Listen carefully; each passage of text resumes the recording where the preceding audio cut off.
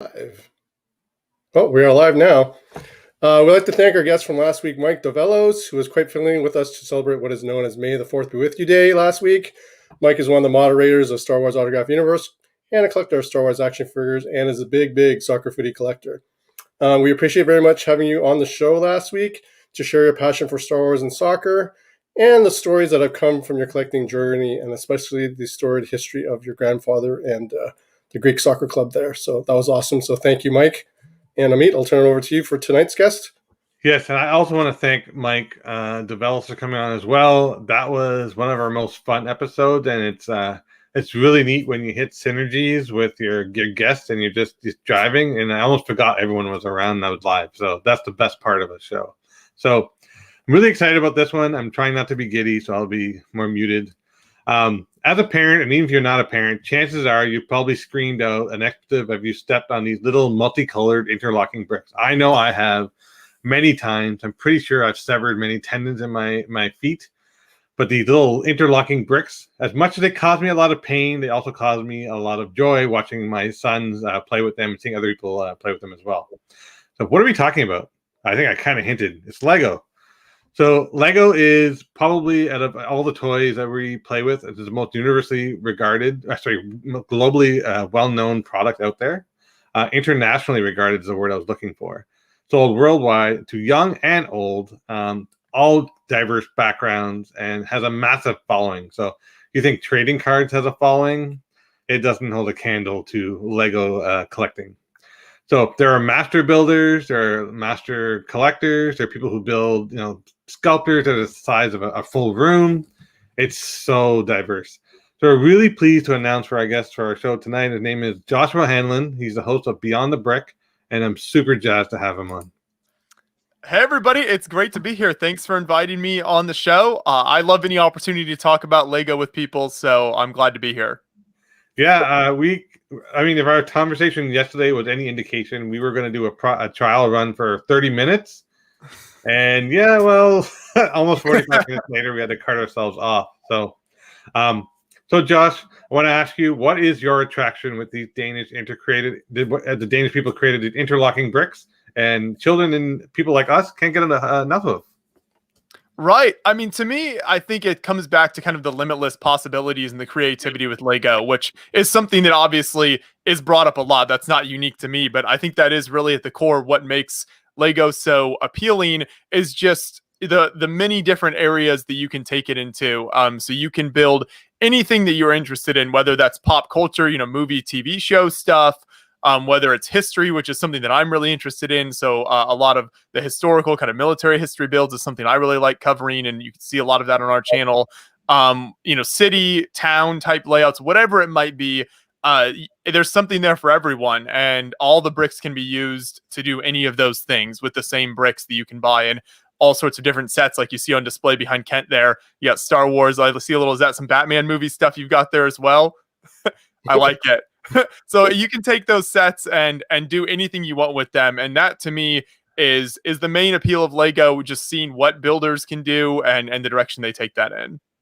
Awesome. And it's funny because we were talking yesterday, and I was going to ask you this question, but this wasn't that long ago. Like you're a fairly young person as it is. So you haven't even hit your 30s. You haven't gone through the pseudo midlife crisis. So I want to talk about, even though it wasn't that far back, how old were you when you got addicted to Lego? What hooked you right away? What kits did it for you?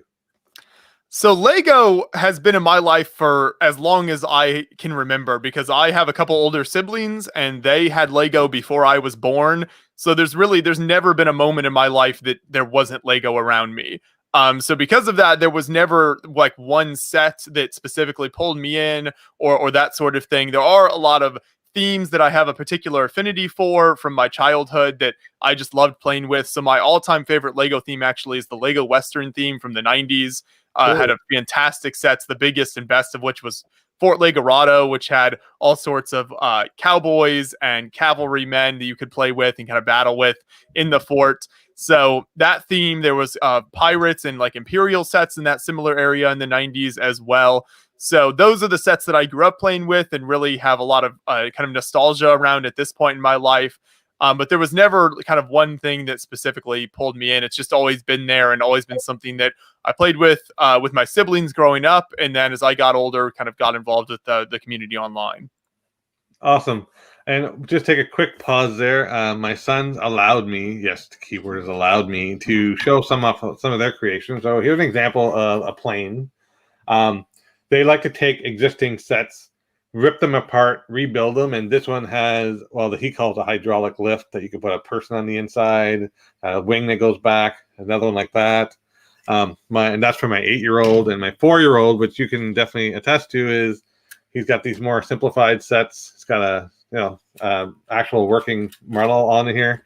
And he's done a lot of work. If you see inside, there's a little guy. Actually, it's a bit hard to see here, but he's got a little guy inside, right? Oh, yeah. There you go. Yeah, that reminds me of those types of vehicles you see in like Antarctica or something like that, with the big treads kind of going over the ice. Yep, and it has a satellite on it. Like he's like the communication. Like the things kids think of at this age is insane, and Lego does a really good job of bringing that out and fostering their creativity. Right. Right, and you mentioned something there that I think gets to kind of the core of what I was talking about earlier, which is how they just tear apart the sets and build whatever they want, and that is the beauty of Lego, and that's the right way to approach it. So I'm glad they're doing that, because it is tempting to just kind of build stuff and display it, which can be cool with some sets, but really tearing it apart and building your own creations is where it's at. For sure. So, I mean, Joshua, you're only, 25, you said? Right, yeah. Right. So at your age, how many Lego sets have you built to date?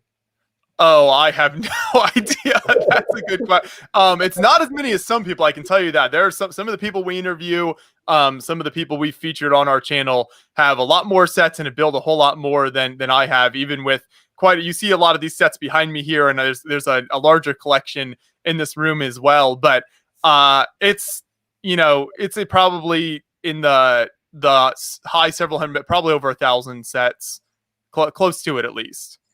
1,000. They're not all built, right? Like, have you taken them apart, or right? A lot of them, yeah, due to space limitations, and this is a very common problem for Lego fans. You've got to decide what you want to keep around and what you're going to tear down. So most of them that I own actually are torn down, and I have them just kind of in boxes and stuff. And I'm saving them. I'll kind of build them at some point in the future and maybe tear down the ones I have on display. So like this stuff behind me, I switched out about 6 months ago. I had a few other sets behind me here earlier, so I can switch out things in the background. But yeah, you've always got to decide, the limited space, what are you going to keep on display? And just quick segue, because you didn't mention, you want to explain to people how big the set is as above your right shoulder. Yeah, so that's the Coliseum set, and that was released about November of last year. And it was, at the time, the largest Lego set in terms of piece count that Lego had ever made. And it still is, actually, right now, the largest piece count set ever. So it's a really awesome set. If anyone's seen photos of the Colosseum in Rome, most people are familiar with what that looks like. I think it captures it really nicely. I actually built that set on a 24-hour charity live stream that we do every year. Oh, wow. And it took me the entire time plus a number of extra hours as well. No, was that the biggest box it came in? It's not the biggest box ever, no. I think that might be the UCS Millennium Falcon that is for sale. I think that's the biggest box. Okay. Do you keep all the boxes? I used to, and I have a lot, but I've recently, over the last year or two, I've stopped holding on to them because it just like the sets themselves, it becomes too much. And now I just save the boxes if it's a set that is really cool that I really think I'll hold on to for a while. But yeah, the boxes themselves are so large, you just don't have space for those either. It's interesting because Kent and I. Well, Kent has a more diverse collecting background than I do. I'm mostly a sports cards guy. I've got some Lego here and there. Well, mostly for my kids. But what I'm looking for is I'm picking up on some key things that you're saying that we would say in the trading card hobby. Like one of the things is like I have too much, I have to pare it down. We say things like that a lot, although it's not packaging related. It's more due to size of cards or types of cards. But we're always looking to consolidate, right? There are some people that consolidate Legos, I'm sure, and if people consolidate trading cards. So it's interesting to hear you say that, and that's what I'm looking for when I hear talking to you. I think that's a universal with collections in general. I mean, basically, no matter what you collect, if you're passionate about it and you're that into it, you're always going to be bringing in more than you probably should be, Yeah. and trying to decide like, what am I going to put on display? What do I have space for? It's a struggle. Oh yeah, for sure. So I think taking this a little bit further, I'm gonna let Kent go through the next couple of questions, or else I'll be here all night talking because I'm totally jazzed for this. So Kent, take it away before I forget. So Josh, is it true that the original Lego blocks or bricks can still connect to today's bricks? It is, right. You can take a brick from the 1960s, 1970s and build with it the exact same way you would if you go out and buy a set off the shelf today in a store. And that is a big part of their kind of quality control, quality assurance that happens at Lego, which is making sure that every piece they make fits within these very, very narrow margins so that you can play with sets from, a span of 50 years now, and they all fit together and all of the pieces can be used together. And it really is kind of mind-blowing when you think about that. Pieces will get worn out. Some pieces have a tendency to break. They might lose their color, but the actual studs and the clutch between the pieces will still maintain itself. That's amazing. Yeah. Do you own the wooden ones? Like, I think the original Legos were wooden. Am I not? There were, so the Lego company originally made wooden toys. So like the duck, Lego duck is something that's really well known. It was a wooden duck that a kid could pull behind them on wheels. So those wooden toys, I don't own any of them because those are extremely rare. The Lego factory actually burnt down 2 or 3 different times in its early years, which is one reason they went to making plastic toys, because they figured, well, maybe this won't keep burning down like it did previously. So I don't own any of those, but yeah, you're correct. The original toys that Lego made were wooden toys for kids. Oh, I was just thinking we wouldn't want a plastic factory to burn down. That would be terrible. Anyway, sorry, that would just be all that. Oh, that would just be awful. Anyways, I don't know why I went negative. I'm sorry. We'll go back to positive. Go ahead, Kent. So Josh, you have the logo behind you on the boat, the pirate ship there. Yes, exactly. So can you tell us how you came up with the concept of Beyond the Brick, and how did it start, and how's it going today with the show? Oh, there's a lot to dive into there. Yeah. The show started 10 years ago. Coming up November of this year will be our 10-year anniversary. And it actually started as an audio-only podcast, no video, and it was originally called A Look at Lego. We dropped the Lego in the title because we were told by an employee at Lego, kind of a community manager guy that we worked with there, that as we grew and got bigger over the years, with the word Lego in the name, then they would have some legal problems with that because Lego doesn't like it when people have the word Lego in the title of things. So I've always really appreciated him giving that advice because, we didn't reach the point we are today and then have a big legal battle with Lego going on.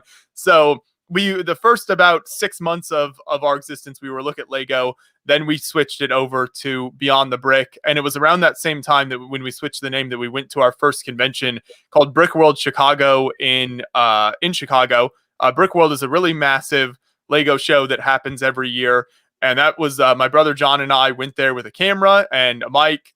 Really had no clue what we were doing. Hadn't really done anything like this before. We just started walking up to builders and asking them to chat about their builds. And those were the first convention videos we did. And from that point on, then we did a mix of, in-person convention interviews on the channel, as well as the video podcast that we did on Google Hangouts for a few years after that. And then it just kind of grew from there. And over the years, the convention content, the interviews with builders at conventions became much more popular.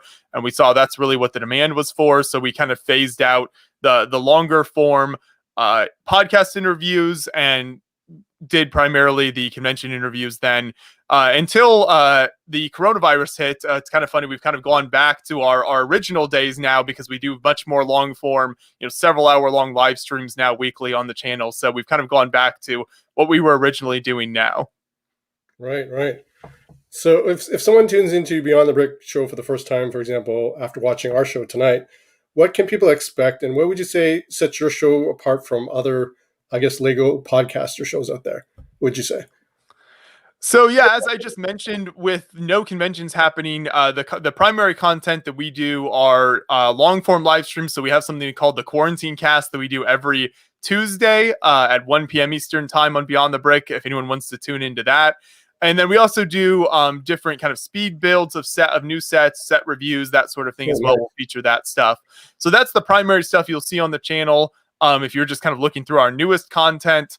And to me, the most unique stuff that we do are definitely the long form live streams, the quarantine cast, because it brings together a really diverse group of builders, some all parts of the world that are involved, and we'll have them come on. We'll talk about the latest Lego news, just kind of pop culture stuff in general, and then we'll have them, if they're a builder, kind of talk about their builds and what they've been working on. A lot of Twitch streamers, even some TikTok people. That's becoming a thing now. Lego community growing on TikTok. So I think what makes it unique is just kind of the range of opinions and backgrounds that we have with the people that come onto the stream.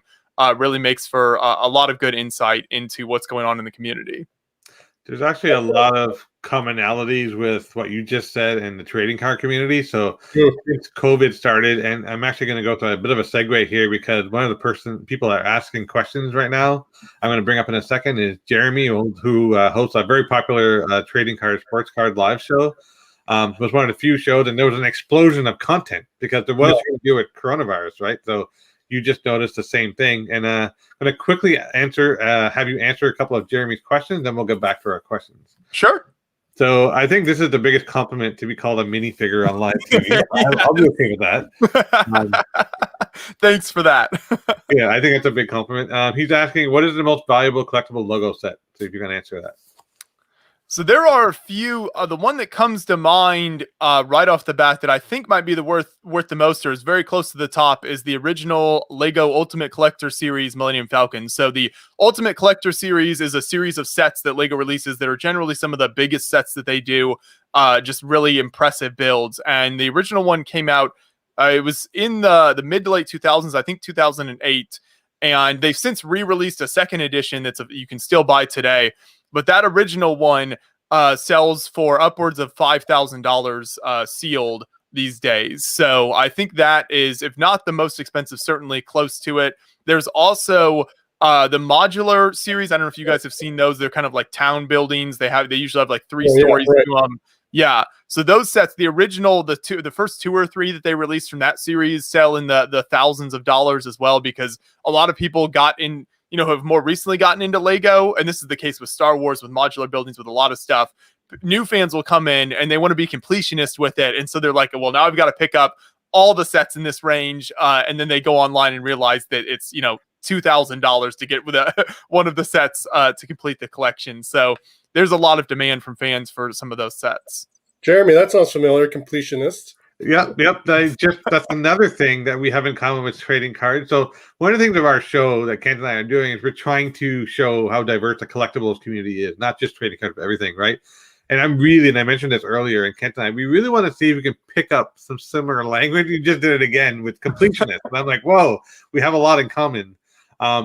There's another question that Jeremy's asking, but we'll save that because that's related to another question that Kent was going to ask. So, Kent, I'll let you continue, but I love the fact that now we have 2 drops of similar language in less than a half hour. We're creating all these bonds here. Great, guys. Sorry, Kent, go ahead, buddy. No worries. So there's Lego Master Builders, and the ones that can do the life-size builds.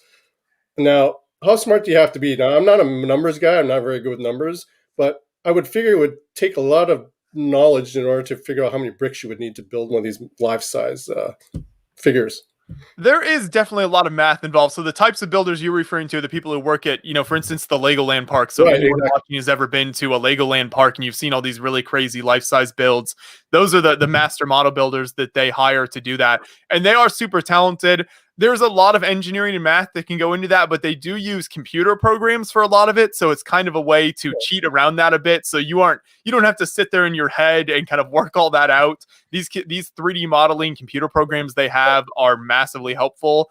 But it definitely helps to have kind of a math engineering type background with Lego building, because there is, at the end of the day, it's kind of all about shapes and geometry and the math, the size of pieces and what you can fit together. So a lot of the best builders have a really firm grasp on that stuff. And I will be completely honest, definitely not my field of expertise either. So there's a reason that I don't do a lot of custom builds myself, and we feature the builders because I definitely don't do great in those areas. But I'm always amazed by the people that we feature and how they can figure that stuff out. Now, when it comes to the master builders, do they just get themselves a whole bunch of different colored bricks? Like they'll figure out how many colored bricks they need for a certain piece or an arm or something like that? Usually, yeah. So they will kind of model the whole thing out again on a computer and basically see, okay, this is, with this computer model, I can see exactly how many pieces I'll need for each part of this build and in what color. And in the instance of things like the Legoland parks, because it's connected with Lego, they can get all those pieces from Lego themselves. It's a lot harder if you're just, a regular fan who's trying to build something on that scale. Because your access to parts is a lot more difficult. So you've got to figure out, where am I going to source all these parts from, and that can be a lot harder. Right, and on your, I think it was your Twitter a couple of days ago, or maybe a day ago, you had a video of a master builder, I believe, and he was illuminating the insides of Mario's head, or I think it was Ultraman's chest and his eyes. Like, is that a custom battery illumination thing that they put inside the cavity? So it depends. I forget exactly which video you're referencing, but it depends on the build and the builder. So Lego does make some of their own light bricks and pieces that people will use, but most of the time builders will actually use third-party light products. So that's one of the things with Lego builders is, things like glue is frowned upon. It's kind of the general idea is use Lego products as much as you possibly can. But the area of lighting is one of those things where a lot of builders will go out and buy LED strips or lights from, Menards or Lowe's or something like that, a home goods store, and stick those in their builds to light stuff up. So there are ways to use official Lego products, but most builders will go out and buy lights that kind of work well within the build. There are also a lot of companies, kind of third-party Lego companies, that have made lights that are super tiny, so they're designed to fit within kind of the studs and holes of bricks and really small cords, so that you can put the bricks around them and stuff. So there are kind of specific lighting companies for Lego that have popped up over the years as well. That's crazy. That's crazy good. I mean, wow. It's crazy. It's like custom making kit. Like Lego's already customizing, and then you customize something for something that's being custom. That's wow. Yeah, well, there's so much demand from fans out there because everybody, if you've got this very particular build in mind and you're like, I need this exact, piece or this exact type of lighting for it, there's demand for all sorts of uses for stuff like that. So I think these companies pop up and kind of fill that niche that Lego doesn't do. Interesting. Now, the next question I have is, I don't know if this ties into Jeremy's question, but Lego does retire kits, correct? And if they do, yeah. I'm assuming the retired kits, if you have one, are worth quite a bit. Yeah, so that's back to what we were talking about earlier with like the Millennium Falcon and those modular buildings. Retired kits can go up massively in price. And it's not just the big stuff either. I mean, I would say on the whole, most kits are going to go up in price after they're retired, unless it's from a theme that was really not received well and it was maybe a very short-lived theme that only had a few sets in it, or in the case of, I think back to something like Prince of Persia, with Disney theme. So if the movie or whatever the IP is that the sets are based on performs really poorly, then those sets will usually do poorly as well. Even though in the case of like Prince of Persia, the pieces in those sets were really cool and really unique kind of environment that they were creating there. The movie did really poorly, so the sets that therefore didn't do well either. But for the most part, almost most sets are going to go up in price after they retire. So I always tell people, if you want a set, then you should buy it when it's out, because you're probably going to regret it later when you have to pay more. Good advice. There's the third reference now we've heard. Because, and Jeremy can attest to this if he's still watching, we often tell people, if you see a card that you really want, and usually we have cards that have a limited print run, so like either only 25 copies or 30 copies, whatever, so on and so forth. And we always tell people, like, if you really want it, just get it, because chances are you're going to turn around and it's gone. And so I have a magic number in my head, Joshua, to see how many references we can get at the end of the show, and I'll reveal what it is at the end of the show. But it's really cool that we're going down this road. I love it. Yeah, and the thing with Lego is, and maybe this is the same with card collecting or other things, you also don't know how long something is going to be out there on the market for. So with Lego, they'll keep some sets out there for maybe 4 or 5 years, which is a very long time for them. Other sets might be out there for a year or two. And so you can't really it's very hard to kind of guess and be like, oh, when is this set going to retire? You really just got to pick it up. And if it's something you want, you got to commit to it. For sure, for sure. And actually, this is related then to Jeremy's question. Is vintage Lego a thing? We did talk about this, so you can explain that briefly. Right. Yeah. So vintage Lego is very much a thing. So these days, a lot of fans seek after kind of the classic space sets from the 80s. That's a really popular thing. So those kind of like vintage sets, early town, early castle space sets from the 70s and 80s are a really big thing that a lot of people look for. So like this pirate set that's over this shoulder here. So that's actually a throwback to one of the original 1980s pirate ships that Lego made. So that type of thing, a lot of the adult fans of Lego will look out for and really seek after those kind of vintage sets. Awesome. So I got to ask you though, there's another company called Mega Bloks. So how are they able to market their blocks and not run into a copyright infringement with Lego? Like, what's the difference between the two, and what allowed Mega Bloks to get away with Mega Bloks? So Lego has copyright on certain things. They don't have control over, the 2x4 brick, the kind of classic brick. They don't necessarily control that completely themselves, but they do have copyright over, some of the other things like minifigures and stuff like that they control. But that's why companies like Mega Bloks are allowed to exist and are still around, because Lego can't control the entire kind of building block market essentially.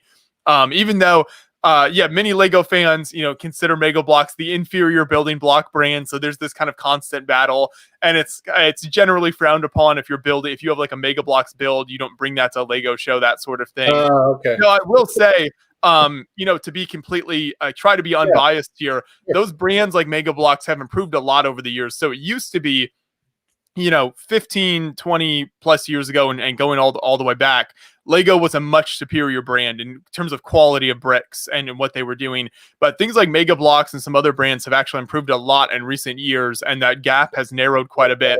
So as much as Lego fans kind of like to make fun of some of those other brands, the gap there has gotten smaller.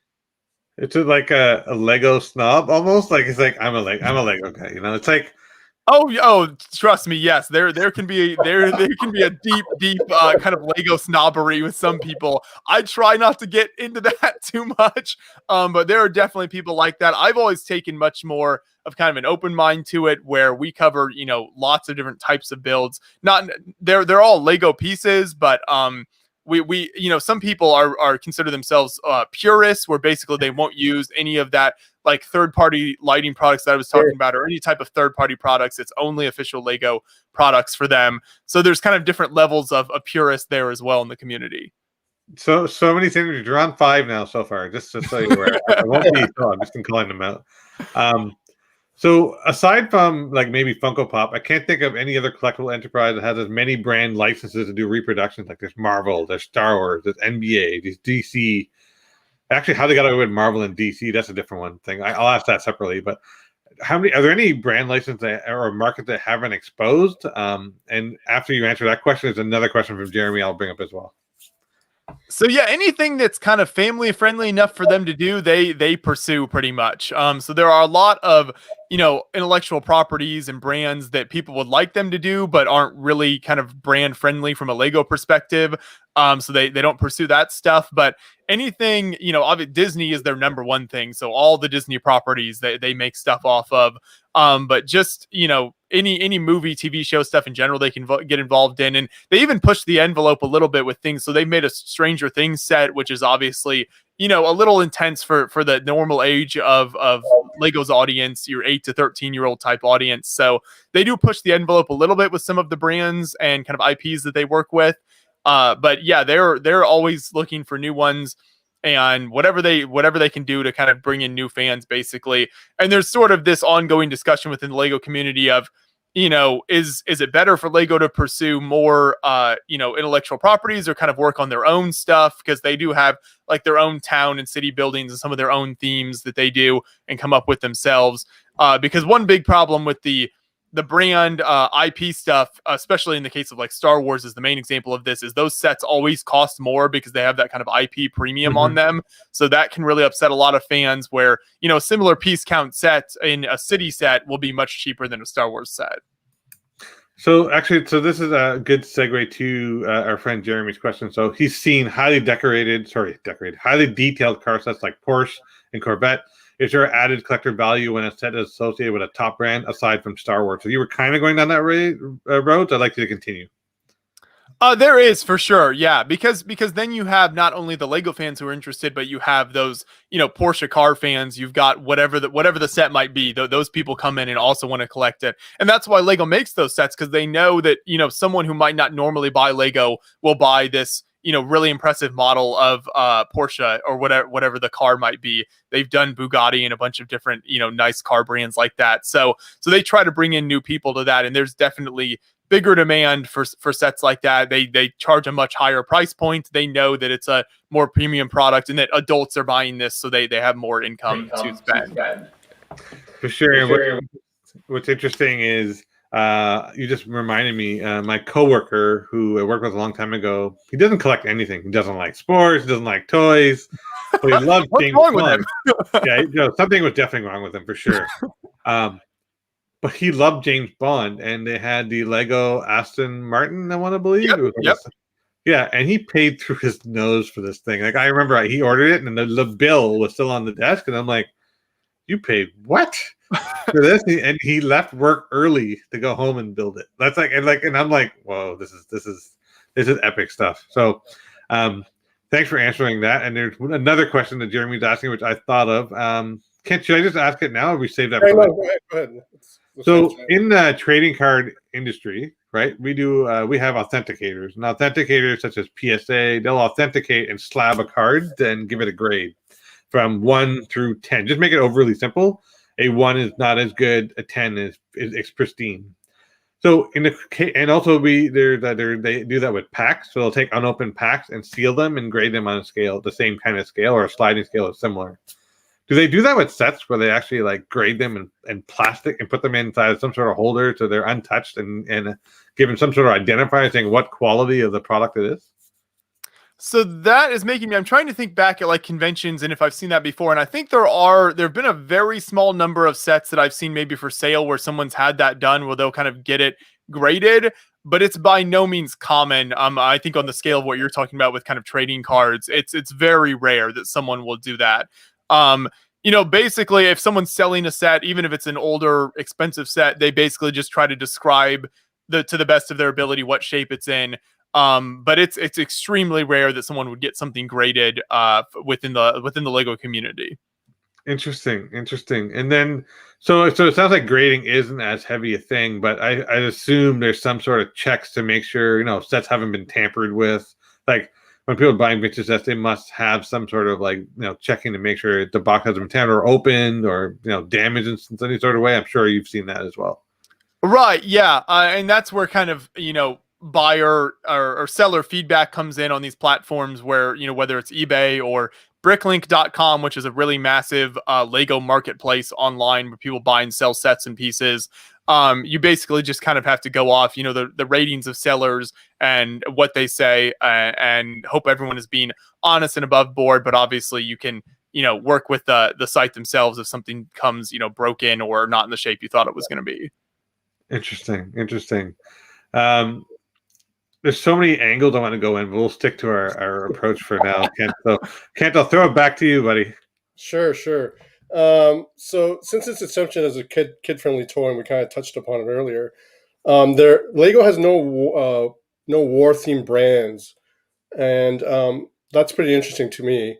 And then the fact that they made the minifigures and with the Lego head itself, with small holes on either side, so if a child was to swallow it, they wouldn't choke because they got the holes in the head. So for me, it's like, can you share some other innovative fun facts about Lego that we may not know besides those two things?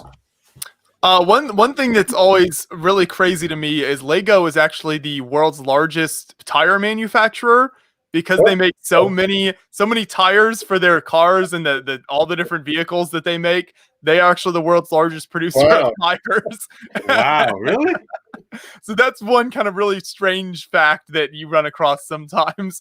But yeah, going back also to what you were saying about the military thing is always really interesting to me because something that I don't talk about on the channel too much, but I actually studied history in college. My kind of academic background is as a military historian, so that's kind of something I'm very interested in. So the fact that Lego doesn't do that has always been kind of disappointing to me, but because they don't do that, you've had other companies like primarily Brickmania, which is a well-known company in the Lego community that makes tanks and military planes, and they license stuff from Boeing and other companies that make all these really cool various aircraft and military vehicles, and they make those kits themselves. So because Lego doesn't do it, just like we were talking about with the lighting earlier, it's kind of opened up this niche that other companies have been able to fill. Wow. That's really interesting. I'm still stuck on Lego being the biggest like tire manufacturer. Like that, you've just blown my mind. Right? Like you think about it, they're tiny, like little small. Yeah. And I'm telling you, not only is it painful to step on Lego bricks, yes, it's even more painful to set on a tire that's set up the other way and you slip a bit on a hardwood floor. It actually hurts. It's like it burns into your foot. There's so many ways for Lego to injure you. Well, even like my son has injuries from trying to pry the bricks apart. So I actually went and bought him a brick separator. These things exist? I know. Oh yeah, a lot of the larger sets come with brick separators these days. So I was like, when I was a kid, you know how I used to get Legos that stuck apart? I would twist this thing, right? And then it would snap off, or my one fingernail. Yes. Yeah. Yeah, no, for me, like the main Lego injury for me and a lot of builders is just when actually, if you spend enough hours just putting pieces down, piece after piece, the ends of your fingers become really sore just because of all the corners of the pieces and the studs on top and stuff. So when I do really long live streams, like the 24-hour live stream we do every year, my hand, the ends of my fingers just hurt really bad after a while because you've just been pressing down so many times. Oh man, yeah, it's like, well, there's parental injuries and then there's actual work injuries and play injuries. So, wait, Jeremy, go ahead, buddy. I was gonna say, so you said 24 hours. Are you actually building stuff at 24 hours? So you haven't slept? Yes, exactly. So we do it for charity every year. There's a really great charity called Creations for Charity, and they give Lego sets to kids around Christmas every year. So to support that charity, we stream for 24 hours straight, no sleeping. Very few breaks, pretty much building almost the entire time. That's when I built the Coliseum set that you see behind me here. And that's again, just when we get builders from all over the world that join in and chat, and it's a super fun time every year. Just to get a whole bunch of different people involved. And I'm always, super tired, as you can imagine, by the end of it. It's really difficult. I start building very slowly for the last about third of it. I'm just, mostly trying to stay awake at that point. But it's a really fun time. Awesome. So there's synergy number 8, I think, or 7. I can't remember. We've lost count. But we have this sports card expo or national in the States where we all get together, and from people from, again, like you mentioned, all around the world, we get together, we talk about trading cards, and we also stay up at all times of night. But it's not building Legos. We're talking about cards. And I'm talking men. Mostly married, 30 grown adults. Yeah, they're all adults sitting in a hotel room, and they're all talking about trading cards. You're like, oh, I got this card, I got that card, and I'm just like, you're doing the same thing. So you just found another synergistic thing, which I'm glad to have witnessed live on this TV For sure. That's one of the great joys. If you can find other people who are equally passionate about you as something and just spend time with them, then of course you want to be up all night and all day just chatting and bonding over that. Because I mean, for a lot of Lego fans, and I think it's probably similar for a lot of other things, in your day-to-day life, you aren't encountering people who are as passionate about you as you are about these things. And so when you can get together with a bunch of people who are of that same mindset, then yeah, it's great. Yeah, it is great. And I'm very glad that we're meeting people across other genres of collecting. So we're seeing synergies, and we're growing our friendships, and of course growing friendship with you and just talking about this stuff. So I can appreciate your level of knowledge and tenacity with your passion. and of course ours as well. Jeremy's also floored because he realizes that more tires than Hot Wheels. Like that's so. I'm gonna have to label this video that this is like one of those what do you call useless facts. Did you know that Lego produces more tires than Goodyear? So speaking of brick separators, this is my nephew. He's asking a question here. He wants to know what is the hardest two-piece brick combination to separate for you? Oh, I think that'd have to be the little plates. So there's, Lego makes the bricks, and then plates are a third the height of a brick. So 3 plates make the height of 1 brick. And those plates, when you get 2 of those stuck together, those can be really difficult because they're pretty small. So you don't have, the space to hold on to with your fingers and pry them apart like you do with bricks. So those plates is when you really need one of the brick separators. Like I actually have one sitting right here. So here's an orange brick separator. You can use it to pry it up, or you got this end. So this is a really kind of flat edge. You can kind of stick it in there and try to scoop the pieces apart. But yeah, that's a lot of memories as a kid growing up, using your teeth, whatever you can do to get those plates apart. Or if you've got a brick separator, definitely use one of these, and it helps kind of keep the pieces in better condition. But plates can be a real annoyance. Josh, when did they come out with the brick separator? The first one goes all the way back to like the 90s, I want to say. So they've changed the design. So this design is maybe 10 years old now, something like that. But the other ones used to be kind of a little thicker, a little bit bigger design. But yeah, they've had them for quite a number of years, and they've become much more common now because any set over the $50, $75 price point will usually have one of these in it for a lot of them. Nice. So I'm going to ask you a question I just thought of, and I have to ask it. So I'm going to first address one of Jeremy's questions, then I'll ask the question. So the first question from Jeremy: are there any other Lego collectibles aside from bricks and sets and minifigures that are Lego creations? Let's see. Any collectibles? So people will collect everything. People collect the boxes. They collect the instructions to sets. Are sometimes sought after. Sticker sheets. So Lego makes a lot of sticker sheets for their sets. So people will collect the sticker sheets and stickers to use in sets.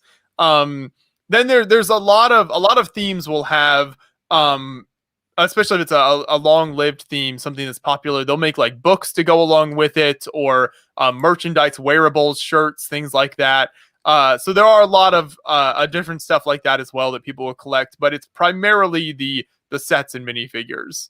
So the other thing I was going to ask, and you went down the avenue I think you were going to go down, is so in the trading card hobby, there are those of us that collect not just trading cards, but everything related to trading cards. So I'll give you an example. So there's a company by the name of OPG that used to make hockey cards in the early years, and we used to collect.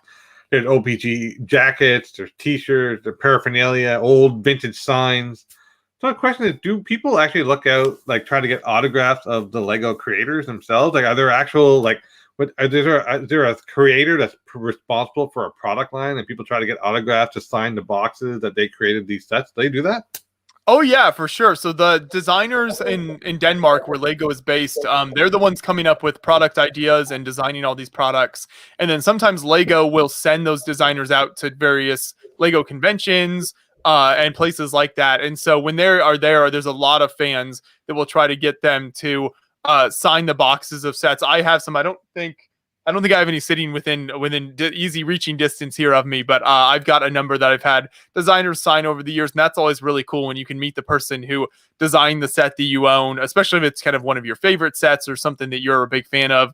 It's really neat to meet kind of the mind behind that, because these designers are so crazy talented and just spend all day, every day thinking up product ideas and then how they can bring those to life with Lego bricks. So definitely a thing when a Lego designer is at a convention, they're signing a lot of autographs, taking a lot of photos. That's just, I'm loving this. I'm loving this because one, like I said, with my son, I've come to love his passion for Legos, right? Kent has taught me a lot about Legos, and then I'm very interested, I guess, more the psychology of how people approach collecting, and I watch TV shows and whatever, and I'm enjoying it. I'm nerding out. I'm nerding out with you live. So this is cool. So there's a question from one of Kent's contacts. So I was going to bring that up. Actually, it's my cousin in BC, my cousin Kent. Go ahead, Kent. You can ask the question. So from my cousin Kent, what are tips to keep the white pieces from discoloring? I have the Saturn V rocket, and I'm worried it'll change colors in a few years. The number one thing with that is to keep it out of the sun. So if you have like windows in a room, just make sure that there's no point in the day when the sun is hitting it, because the number one thing that discolors pieces is being out in the sun. So if you can keep the sun off of it, then it'll last a very, very long time. I think eventually it will start to show some discoloring. That's maybe inevitable, but if you keep it out of the sun, kind of out of the outdoor elements in general, then the pieces will maintain their color for a very long time. Reference number 11, Kent. 10 or Yeah, 11. I know. I got to go back and count. Yeah, you can go. Yeah. The sun is bad for certain collectibles. So at some point, you're just going to have to stop keeping track and just realize it's all the same. I'm sure I'm off by a couple, but we're not far off. So, so actually, Kent, I'll let you go to the next one. Sure, if I can remember where we are. I believe we were at the point. Well, actually, I can ask this question. No, You here, can follow up. that you want to ask. Yeah. So I'm not sure how. Sorry, let me make sure. Okay, so you haven't mentioned this yet, but I want to ask you: why do Legos make their Lego Men head yellow in color? Have you ever wondered about that? I mean, given the intense pressure to keep toys racially agnostic, do you think Legos? How do you think Lego has fared in that regard, and why are the yellow heads yellow? I've never heard the exact reason, directly from a Lego employee for why they were originally made in yellow.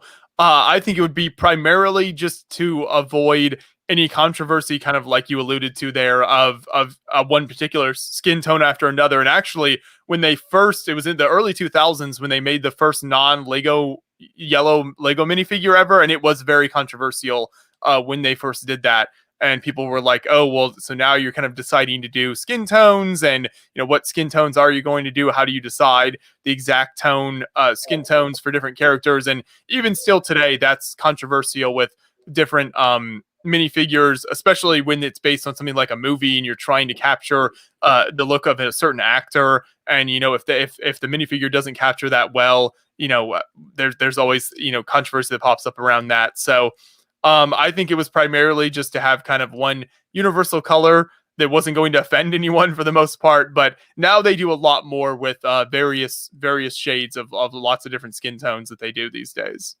They also have equally atrocious goatee options. Like I was looking at some of my son today, and the goatee is like the creator just got lazy and just was drunk. Maybe the printing machine was a little off that day. Yeah, he just printed 10 million of this terrible goatee. I was like, I would never do that. The facial expressions can be really funny, and that's something that's come up with the Lego collectible minifigure series, which is a series of minifigures. There's usually 16 in each one, and they've done like 23 of them now over the last 10 years. So because of that, they've got such a crazy range of minifigures that they've made now, and the facial expressions can be really funny. They've even got the ones where it's actually dual-sided. Yeah. Turn the hairpiece. Yeah, exactly. Yeah. That's really common. They do that a lot nowadays because they want kids to be able to have, happy or sad or excited or scared, whatever the different expressions might be. Yeah, for sure. My son does this one eerie thing, which I just realized now is eerie. He'll take all the heads and put it on one board so he can see the faces. Right. So it's like kind of like I looked at it. I'm like, why are you doing that? I need to know you gotta be able to just look at it and decide, hey, this is the head that fits for this character that I'm making, so it makes sense. It does now. As a parent, you're like, so there's a couple of questions in here I just want to bring up, and then Kent, once I'm done these questions, we'll go into the investment purposes one. Question. So a friend Jeremy is asking, what is something that Lego enthusiasts wish the general public knew about Lego?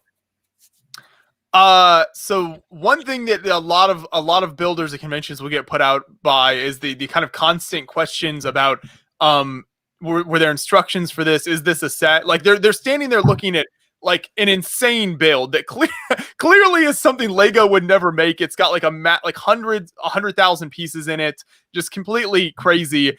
And they'll ask like, is there instructions for this, or is this a set? That sort of thing. So something that I think they would definitely like the general public to be more aware of is just, how these builds that they do are not based on any actual Lego sets. This is all something that they just come up with in their own mind. and put together with their own pieces.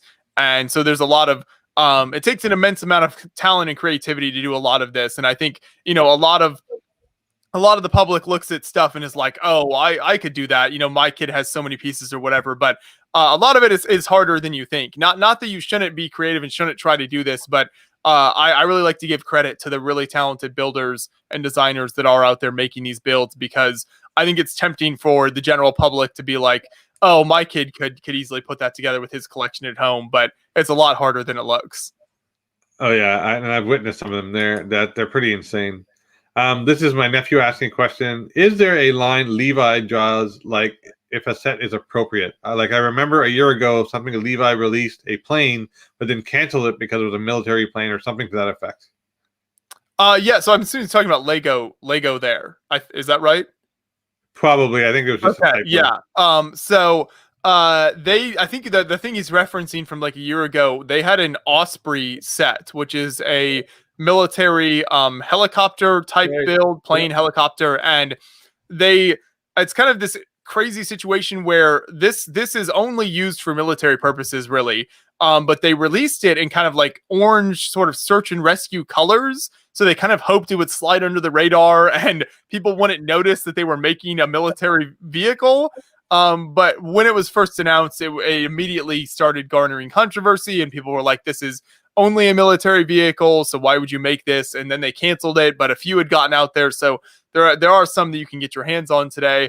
But yeah, that's one of the instances of Lego really kind of skirting that line in that gray area of what is, brand appropriate and how far will they go when it comes to making military things. Another big instance is the Indiana Jones sets that they made a few years ago. They actually made quite a number of them, but obviously Indiana Jones has Nazis in it and things like that, and Lego was making sets based off of that. So while there was no outright kind of Nazi insignias on the Indiana Jones minifigures, it's still kind of what was represented by the sets. So there's controversies like that pop up occasionally as Lego kind of skirts that line. And Josh, I'm assuming the Ospreys, the ones that got out, if you're really into military stuff, technically, I suppose you could probably replace the orange colors with military colors and make it an official Osprey, right? Oh, exactly. Yes. Yeah. I'm sure a lot of fans would have done that if they'd fully released the set. Right. Okay. Super interesting. I'm just thinking of all the offside things that they must have to skate around, because you want to expose you want to expand your brand presence, but you have to do it when you're at that big, right? You're butting up against the edges of that gray zone, right? So right, it's constant. Yeah, there's always things there because even Star Wars, for example, has weapons and blasters in it, and there's fighting and stuff in Star Wars. So it's like, where is that appropriate versus not doing it with some other kind of theme that has fighting in it? So it can definitely kind of be a little wishy-washy at times, and you're kind of unsure. Well, where exactly is the line? So Mike's son has the Iron Man. I think it's a Mega Iron Man. I can't remember how it is, but it's like a mini figure Iron Man that fits inside a larger, forgetting the name, but contraption. But it actually holds a gun. Hulkbuster, maybe it's a Hulkbuster, but you turn the spinning dial and it projectiles these clear plastic discs. That's a gun, man. Yeah, and Lego does some of that too. Yeah, I mean they'll have different stud shooters and different shooters in Star Wars sets and things like that. So again, yeah, I mean you can be violent with it if you want. Well, we won't go there. So Kent, did you want to get into the question around what to buy for investment purposes? Because Jeremy's asking a question that's related to it. So yeah, for sure. So I'm going to get into two things about that. So I have here, which is the very nice paper. Now this particular minifigure is worth quite a bit, but not as much as the what's his name, Mr. Gold, who goes for 40 times what this one is. So what's the deal with Mr. Gold, and what makes minifigures so collectible and worth a lot?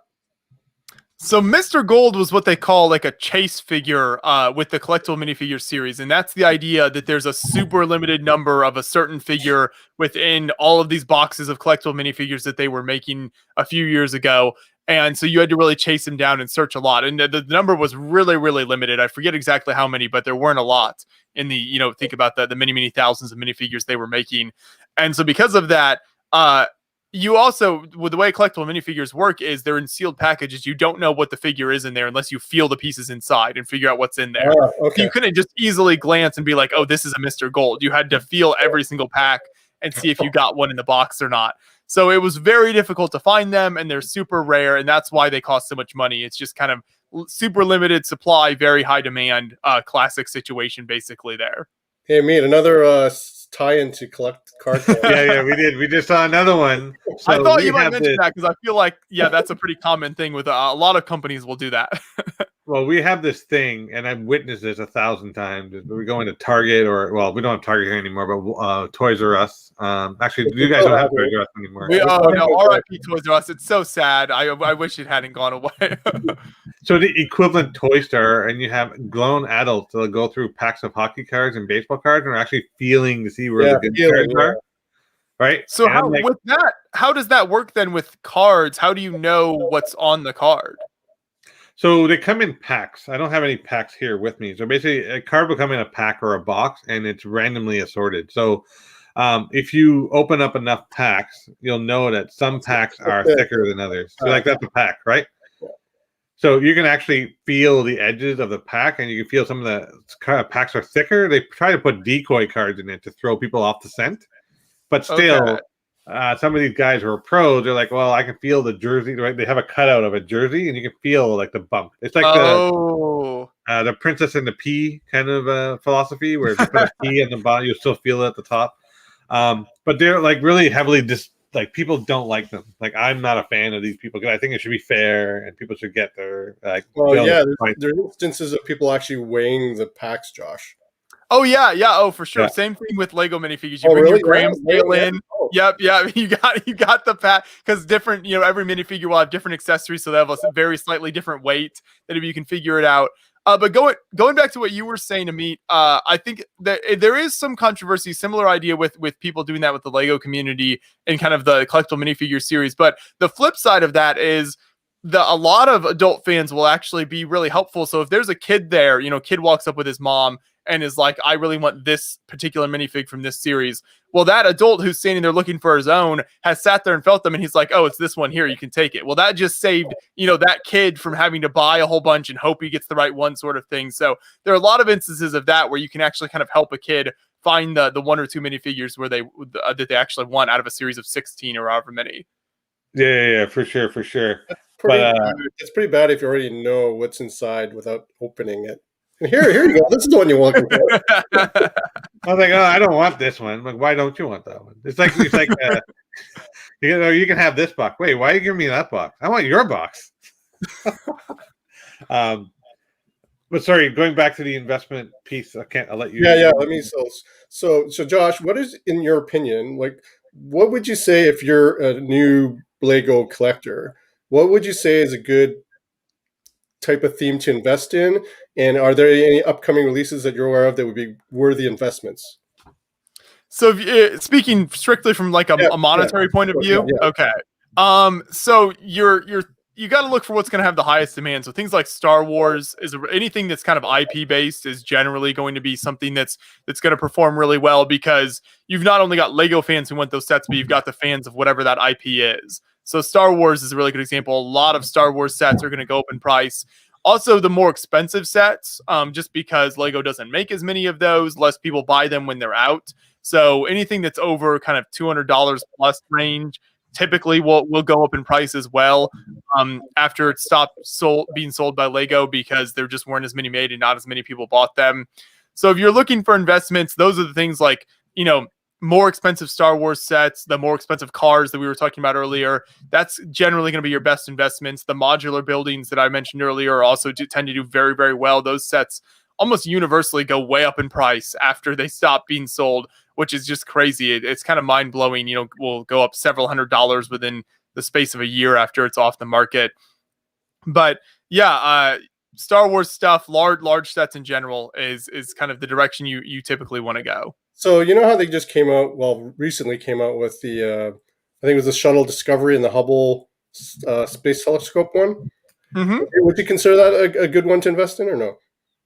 I think that could definitely do very well. There's a lot of fans of space sets in general, especially there's a lot of overlap between people who are fans of space stuff and Lego because it kind of has that same sort of engineering appeal. A lot of people who are into those similar types of things like that stuff. So yeah, I think a set, Lego's past sets like the Apollo Saturn V rocket was very, very popular. They've actually brought that set back, re-released it, which is something you do have to be careful from an investment point of view. Lego in recent years has been doing that, where if a set was really popular, they'll retire it for a few years, but then bring back basically the exact same thing, and the market tanks on that set for whatever the aftermarket was. So you've got to be careful picking up too many of a certain set because they might bring it back out and tank the market. Is there no way to tell the difference between the both sets? There's not. Yeah, so they'll give it like a new set number, but besides that, it'll be like the exact same piece count, it's the exact same thing. Josh, is there a way to tell on the original set? Like, is there a number in the original bricks to set it apart from the re-release?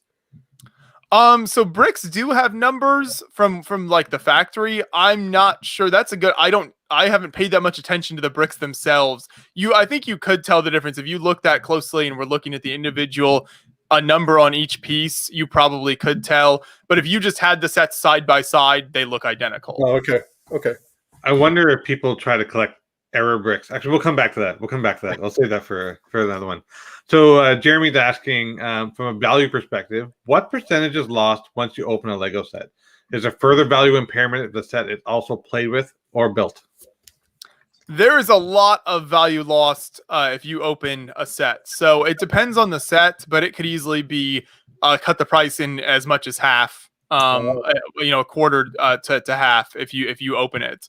So that's why if you're buying for investment purposes, you're much better off keeping things sealed for sure. Though even a lot of open sets will still sell for more, even if you've opened them and played with them. And to the second part of that question, playing with them doesn't usually, as long as you haven't like beat them up or they don't have nicks or aren't chewed on, that sort of thing, they're durable enough that you could play with them and still get good money on the aftermarket as a used set. So that's usually not that big of a deal. But yeah, just taking the pieces out of the box can really hurt the value of a set. So do people? So I'm going to ask a nerdy question here. So this is more trading cards. So when trading cards, what's that? Sorry. I know what you're going to ask. Go ahead. So in trading cards, we often look for errors, right? Something to misprint or a name spelled wrong or whatever. Do people actually do that with Legos? Like, is there such a thing like a misprint Lego set, or like I don't know, a brick with one less cylinder or something to that effect? Do people do that? For sure. So one thing that's really sought after is like multicolored, weird colored bricks, because what Lego does in their factories is they'll run, like when they have a new mold, they'll run like test molds through it and test pieces. And those pieces will be kind of like wonky colors, or they're like switching over colors. So it's half of one and half of another sort of thing. So the type of stuff that is never generally available, but will kind of make its way onto the market through various, whatever nefarious sources might be out there smuggling stuff out of the factory in Billund. I don't know how a lot of this stuff gets out there. The German Lego sellers seem to get their hands on a lot of stuff. I'm convinced they have a tunnel under the border into Billund or something like that, because there seem to be a lot of German Lego fans selling crazy stuff. But yeah, there's definitely a lot of, misprints also on minifigures, that sort of thing. Misprints can definitely be sought after, and then miscolored bricks. That's crazy. Okay, I'm going to add that to... So Kent's got me looking for coins that are errors. Now I'll look for bricks that are errors. So it's hard to find them. Yeah, it's not. You've really got to be kind of looking out and looking in kind of unique places online. So we're going to address a couple of comments and questions, then we'll get into the next question. So Quan Industries. So yes, it was a Hulkbuster. I couldn't remember what it was called. I think this was in reference to minifigure exclusives. Yeah, which I'll show a couple in a minute. Then my nephew was like, there was a bronze Boba Fett. I'm not sure. You'll have to tell me about that. Yes, yeah. They've done a lot with Star Wars minifigures over the years, in like the Chrome Stormtrooper you were showing earlier. A lot of they did like a gold Chrome like C-3PO. I think they've done a lot of different cool kind of variations in colors and designs with Star Wars minifigs. No, I showed this on the last show. the previous show last week. So this is from the equivalent of San Diego Comic Con, but it's the Canadian con. So this Okay. is the ghost ship with oh geez, I'm screwing up his name, Kanan Jarrus. But what the funny variant was, the San Diego Comic Con of this one, and again, this is like 1,500 sets, so this is a number 429 of 1,500. So the San Diego Comic Con one wasn't Kanan Jarrus, it was actually Chopper, one of the astromech droids. That was a slight Huh. variation, yeah. And then for the previous year after that, in Canada for the expo, which was the Tatooine, I guess, village set with R2D2. But at San Diego Comic Con, it wasn't this one. It was the Dagobah system where Yoda was that Luke Skywalker visited. That was the difference. And again, this is limited only to 2,000 sets and not open. It's still sealed. Yeah, I wasn't aware of that they had different kind of convention exclusives in Canada versus the US. That's interesting. So obviously, I'm not opening them. So No, those are great. When you can pick up the exclusive stuff like that, it's always really cool. It's a lot of fun to be able to get your hands on that stuff. So someone had asked. Sorry, Kent. There was one more question after that. I'll let you finish that. Yeah. Go for it. Oh, sorry for Josh. It was a question for Josh. Yeah, actually, sorry, it was one of our questions. So, Go for it. can you give us in our audience a sense of how large the Lego community, building community is, and what are the benefits of being in such a community? It's very, very large. So Lego is all over the world. We've been to conventions in South America, obviously North America, Europe, Asia, all over the place. There are conventions that are happening. So it's a very, very global community. I don't know off the top of my head the exact kind of number of lugs, which is a Lego user group. So that's basically the name that Lego gives, fans that meet in a certain area. So each city will usually have a lug of all the local Lego fans that meet up there. There are hundreds and hundreds of lugs all around the world, and lots of people that make up each of those lugs. So I don't know the exact number, but it's a very, very active global community, and lots of conventions happening all over the place at different times throughout the year as well. And the big benefit of that for me is just the different perspectives that then you get, because you've got fans from all over the world. So that's been the probably the number one favorite thing about me, that what we've been able to do with Beyond the Brick over the years is just meeting people from so many different backgrounds and in so many different places around the world as we traveled to these shows, and just being able to see their builds, but also just meet them and learn about their background and their culture and everything like that. So that's been the big benefit to me of having such a global community. Do they wear lug shoes? What's that? Do they wear lug shoes? I wonder if they try to co-brand it. A lot of them will have shirts that usually it's kind of a lug shirt that they wear. I'm willing to bet some of them are like, well, I got lug shoes, I'm sure. So someone had asked us earlier, I can't remember who, but and we had talked about this yesterday about counterfeiting. So now that just like everything else today, there's that's collectible, there's obviously some money behind it. And you mentioned that earlier, like minifigures, et cetera, et cetera. So what is your thought process on like how counterfeit ones are being sold on eBay? Like how can you distinguish the real versus fake Lego? And how does the Lego community get together to identify these atrocities and try to fix it?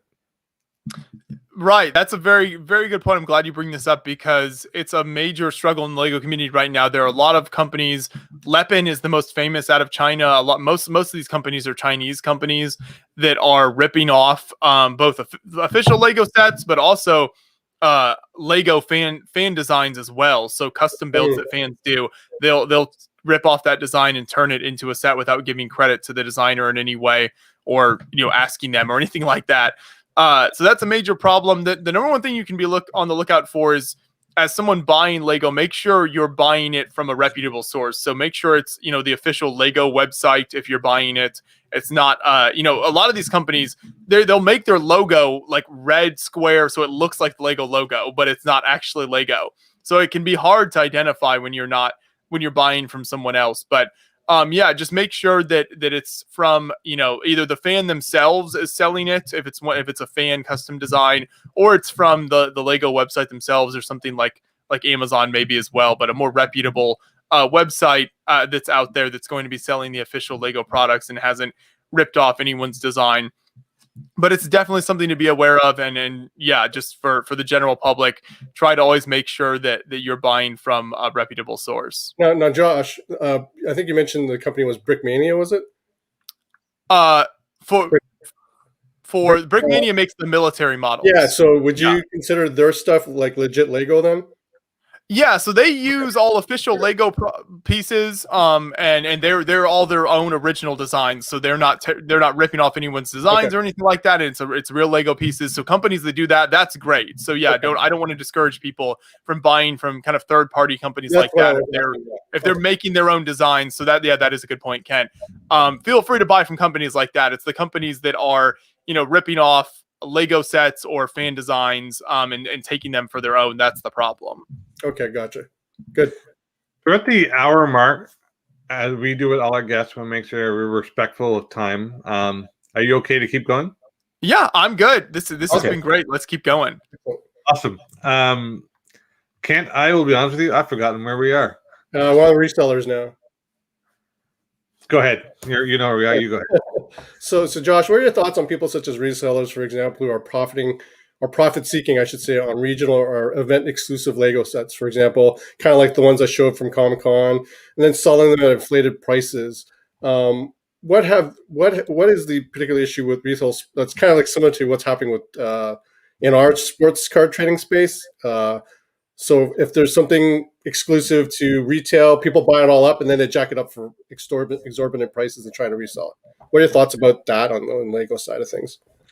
I've always been torn on that because I'm a big fan of kind of like free market principles and just kind of like letting the market, regulate itself, that idea. So I really like, I want people to be able to go out and buy and sell if that's their initiative and they're going out and doing that and they can make money from it, more power to them. But on the other hand, I also see how, Lego fans who are a big fan of whatever the Marvel or Star Wars, whatever it might be, and there's some exclusive at Comic-Con or a retailer exclusive that they really love, and if they can't get their hands on it because a reseller has bought it all up, that can be very disappointing. So I definitely understand that perspective as well. So I like what a lot of companies do, which is kind of limiting the number of sets that you can buy. So you can't. Lego has done this to clamp down on resellers, where I think you can't buy more than 5 of a set at one time, just to keep people from buying like massive quantities of stuff just to resell. So I think that's a good way to approach it, because you obviously want fans to be able to get the sets that they want to get their hands on as well. But on the other hand, I don't want to force people to not, just because you think someone's a reseller, not sell to them or that sort of thing. So it can be kind of a tricky situation. Yeah, absolutely. No, that's a very fair answer. No, that's really good. So I'm not sure if this is a question that Amit came up with, but do you feel that Lego has exploded now with since the pandemic? Lego has been exploding for a number of years. It really, actually, the big, they've been doing well for. So Lego in the very early 2000s was really struggling, actually, and close to going out of business for a few years in the early 2000s. Wow. Yeah. So it's pretty well documented. A lot of interesting research that's been done. They had released a lot of different product lines that hadn't done well, and for various reasons that company wasn't doing well. So they kind of brought themselves back from the brink on that, and then in the late 2000s and to today, they've just been kind of rising in popularity. The one big explosion that took place is when the Lego movie came out. So I don't know if you guys remember that or not, but the first Lego movie and subsequent movies that they've done, that really took off. And so like Lego conventions saw a big increase in people participating, public coming in after the Lego movie. So ever since then, for the last 10 years, they've just been continuing to rise in popularity. They did do really good business last year, despite the pandemic. So they did still sold a ton of sets and were sold out of so much stuff for a lot of the year. So they did continue to do really good business, but I think they've just been kind of steadily growing for a number of years now.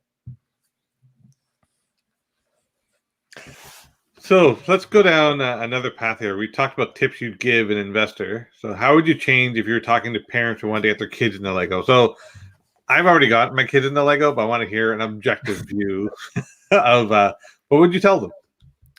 I would say the number one tip is buy them what they're interested in. Don't feel like you have to force them into one certain type of set or one certain way of playing with Lego. So as we've been talking about kind of throughout this whole stream, there's a lot of different ways to approach the hobby and approach Lego. So if your kid has a certain kind of angle that they're interested in or a certain theme that they're interested in, let them pursue that and don't step in as the parent and be like, oh, well, no, you need to be into kind of this more serious theme or this type of thing. So just kind of let the Lego does so many different products. Let them, pick the things that they're actually interested in, will play with and build. One general theme that's always a really good recommendation for whether it's kids or adults getting into Lego is the creator theme. So these are the sets that are 3-in-1 sets, if you've ever seen those. So it's one set, but you can build 3 different things with it. That's a really good theme to learn a lot of different kind of building techniques and all the different possibilities, because you can build 3 different things with it. Then you can really see the way that pieces are used in different ways. So that's something that I always recommend is the creator sets. The 3-in-1 sets are a great place to start to kind of transition from building just sets into kind of custom creations. Awesome. Also, one of the things, like me having 2 young boys, is I want to get them away from the monetary value of the hobby. I want them to concentrate on what they like, just what you said in your own vein, or in that vein, sorry. And they now know that I collect cards, and they see the values in cards, right? So they're kind of getting it, right? And they also had I remember we were in the Lego store, and somebody had mentioned that they were looking for things that are collectible. So my son was asking, hey, like what is this? And I'm trying to take them. I don't want to corrupt their minds. I want to say, look, just enjoy it. And it would be sad for them to for that light switch to go off. I'm kind of not going there yet. I'm trying to convince my son, like, why don't you create Lego figures and sell them on the internet and all that stuff? I'm trying to push him to be more creative. So I like your answer from that perspective. So if you were in charge of Lego, what would you create? And what would you think Lego could do to become even more fun and even more collectible than it already is? Oh man, that's hard because there's so many people much more talented than myself that come up with so many great products. So I don't feel like there's a whole lot I can add there. As we established earlier, I have a big interest in historical military history builds, which I know Lego won't ever do, but even just I'd love to see more historical themes in general. The one theme that I've always wished Lego would do is something from kind of ancient Rome or Greece, kind of an ancient civilization theme. Sure. They've never really gone down that path, and I feel like there's so many possibilities there for really, really neat kits that they could do, building off of that architecture and just that time period in general. So that would be really cool. So I'm always wanting more historical themes. They did a Vikings theme quite a few years ago that was really cool. I'd love to see them bring that back as well, especially because they're a Danish company. Vikings, Danish, it goes hand in hand. It seems to make sense. I'd love to see more from that. So those types of themes, like I said, the Western theme is my all-time favorite theme. Stuff like that. I'd love to see them go down more of those avenues. The one idea I just thought of, and it might be completely whacked out, but I'm going to say it anyways. We're nerds, so we're allowed to say this stuff. Safe space here. I almost want them to, Lego could go back and find, for example, people have damaged sets of a certain product, and they will take the pieces back and reassemble that into a new set. So it's almost like a buyback Lego brick set. So they can, right? I think that would be a really neat way to A, recycle, B, it would get people jazzed, like, oh, wait, that came from another Lego set, and they recompiled it here. And this actually, I think, would be a neat thing. And this actually leads into the next question for Kent. Yeah. So now that we know Lego is essentially made out of plastic, and there's been a big concern about plastics being in the environment, have there been any discussions by Lego themselves or even the Lego community itself about what can be done to make Lego more environmentally friendly? There has been a lot of discussions about that point exactly, especially I would say over the last 5 years in particular. There's been a really, really big push because Lego is, an oil-based product, and a lot of companies are trying to move away from oil-based products if at all possible. So Lego is very much trying to do that as well into more renewable energy stuff. They have a product they released a few years ago called Plants from Plants, and it's the Lego the green plant pieces, flower stems, that sort of thing. All made from plant-based products. No. not oil stuff. So, and they're basically indistinguishable from the regular Lego pieces. So that type of thing they're trying to push for much more. And there is a point at some point in the future, I don't remember the exact year, that they're trying to move completely away from the oil-based products and using other more sustainable resources. Now, is that something the Lego community would get on board for sure, you think? It is, yeah. Oh, So a yeah. lot of Lego fans really push for that. They continue to push Lego to do more research and like that. The number one concern for Lego fans in that area is that does the product maintain its quality? And as long as it does, then Lego fans are all for it. That's the one unfortunate commonality between our hobbies is our hobby also consumes a lot of products that are a bit wasteful. Like there's the foil packaging, there's the paper boxes, there's the plastic top loaders. I don't know if you're familiar, but these guys, they're like plastic holders that you put. Hold the cards, right? Now, a lot of people will use this once and they put the tape on it and they throw it out, right? And it just goes in the trash. So, I try to recycle as much as I can, but and then another proponent that people use a lot of, they send a lot of cards away to be graded by these grading companies, and they actually mark up the plastic and then rip the plastic and throw it away. So it's, again, single use. So, it'd be nice to see our industries or collective industries try to do better for the environment. So Jeremy's got a question here, which I'll ask. Where is the best place to find the retired sets for purchase? If you can answer that. So the two best places are going to be eBay, which I think most people are familiar with eBay, and then bricklink.com. And Bricklink is a completely Lego marketplace, and you can find basically every Lego set and every Lego piece ever made for sale on Bricklink. So they sell individual pieces as well as sets on there. That's going to be your best place to go. For the super niche stuff is going to be available on Bricklink. Somebody in the world is probably going to have it for sale in almost every case. So that's the best place to look. If you've got a product, especially if it's an older product, maybe from somebody's childhood or something from a number of years ago that they're trying to track down, Bricklink is probably the best place to find that. So there's another question asked, and it's more of a plug for something we do. Yeah. So it's more of a kind of inside joke, but not. But so every year, Jeremy, the gentleman who wrote this question first from Sports Card Live Show, and Kent and I, we go to an actual convention. We call it the Sports Card Expo. And given that Jeremy stuck around this long, I guess he really is jazzed about Lego. So he wants a Sports Card Expo Lego set. And the Expo is where we go to that convention. So Lego, if you're hearing, or Steve Menzie, whenever you watch it, try to plug with it, because I would buy it. I would totally buy it. Or any master builder who's watching. Right, yeah. You gotta work with some local builders there in Toronto or something. Yeah. Oh, I'm sure there are tons. So we're at the end of our questions, and time went by super quick. We're almost 90 minutes in, and I had a blast. This was awesome. Kent, do you want to add any final thoughts or questions that you may have, and then we'll wrap it up for Josh?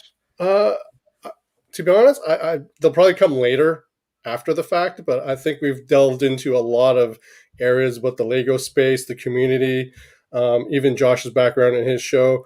So I thank you for that, for Josh, for being our guest for tonight. But I mean, I'll give you the privilege of asking all our guests this one last question before we sign off. For sure. So and just before I do that, I'm going to bring up Jeremy again. Wasn't a question. He'd love an Expo set. So I agree. Okay. It's not an option. He just wants it. He wants it. It has to be done. So, and we'll try to find a way to make it happen. So this show that Kent and I have been running this is our 15th show. Although it feels like it's been years, but it's our 15th show. We've been going strong with this. We really enjoy it. This show is all about diversity and inclusivity, just talking about diversity of not only people, our hobbies. Our hobbies are diverse. We're interesting folks from all different walks of life. And there's one question that we all like to ask at the end, and we preface it on our last time we chatted. We didn't want to hear the answer. We always want to hear this live. So, Joshua, what inspires you? That is such a great question, and that's something that I always try to ask a lot of Lego builders that we chat with as well. So it's a really good way to to see what kind of gets people going as well. So I like that. For me, it's a combination. Obviously with Beyond the Brick, we're a YouTube channel, and then we cover Lego builds. So the two biggest inspirations over the years have been other YouTubers out there. So one that comes to mind that I've watched for a very long time is the Vlog Brothers channel, John and Hank Green. I don't know if either of you guys have ever seen their content. They just, I love seeing channels like that have built such like a positive community, create really high quality, fantastic content. And that sort of thing is a big inspiration for the way that I would, have tried to get Beyond the Brick to go over the years, and always think about, what we do with YouTube. And then Lego builders themselves, just continually inspired by the people and the way that they approach the community, how helpful they are to other builders and welcoming they are, the builds themselves, and just how incredible all of the creativity that goes into all of that.